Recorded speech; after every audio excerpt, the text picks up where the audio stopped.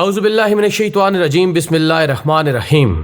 7 نسلیں مالا مال، چھوٹا سا وظیفہ اور اثرات 17 دنوں میں آپ کے سامنے۔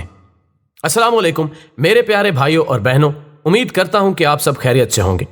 اللہ آپ سب پر کروڑوں رحمتیں اور برکتیں نازل کرے۔ اللہ آپ سب کو ہمیشہ خوش و شاداب رکھے، آمین۔ امید ہے کہ ہمارے وظائف سے آپ سب کو بہت فائدہ پہنچتا ہوگا۔ آج میں آپ کے لیے ایک بہت ہی مجرب وظیفہ لے کر آیا ہوں۔ یہ ایک چھوٹا سا اور آسان سا وظیفہ ہے۔ دوستو، میری آپ سب سے ایک درخواست ہے کہ آپ کوئی بھی وظیفہ کر رہے ہوں اس سے پہلے درود پاک ضرور پڑھ لیا کریں۔ درود پاک کی بہت ساری فضیلتیں ہیں۔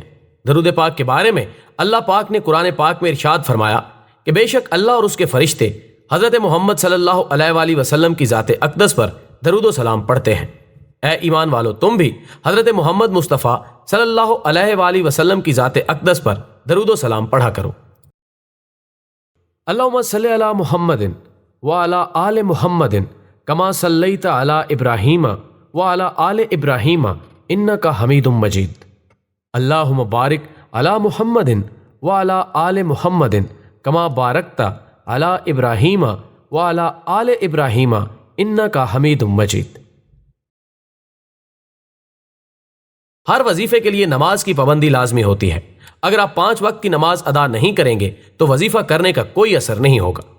آج کا وظیفہ ایسا وظیفہ ہے جس کی برکت سے اللہ پاک رزق کے ایسے ایسے دروازے کھول دیتے ہیں کہ انسان کے خود وہم و گمان میں بھی نہیں ہوتا۔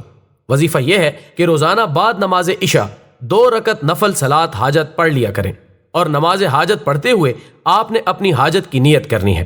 نیت کچھ اس طرح سے کرنی ہے: اے میرے مالک، میں بہت زیادہ پریشان حال ہوں، بہت زیادہ مایوس ہوں۔ اے میرے مالک، تو مجھے اس دنیا میں کسی کا مقروض نہ کرنا، مجھے اپنی غیبی خزانے میں سے اتنا نوازنا کہ میں تیرے راستے میں خرچ کر سکوں۔ یہ نیت کرنے کے بعد 2 رکعت نماز حاجت ادا کریں۔ نماز مکمل کرنے کے بعد 100 مرتبہ یہ اسم پڑھ لیں: یا مالک الملک ذوالجلال والاکرام، اور پھر آخر میں درود شریف پڑھ لیں۔